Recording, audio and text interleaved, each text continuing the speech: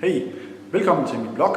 Jeg hedder Christian Søsted Poulsen, og min blog skulle egentlig hedde Søsted.dk. Den hedder Søsted, fordi at det der med domænet det gik ligesom ikke rigtigt. Hvad skal jeg med en blog?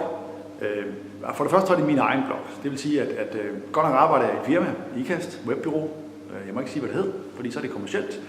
Men mit daglige virke springer ud herfra, og jeg sidder med en masse spændende kunder og vores egen kommunikation, som alle sammen har noget med digital at gøre.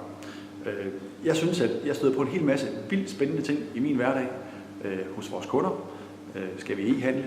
Hvad skal vi med det der søgemaskine markedsføring? Det der Google Analytics?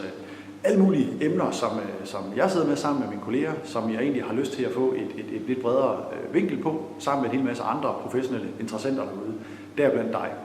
Så min tanke er egentlig, at jeg vil øse ud af de ting, jeg oplever, de ting, jeg har en mening om, som jeg vil give til kende, og jeg håber, at du vil bidrage, give din mening til kende omkring, hvad jeg synes.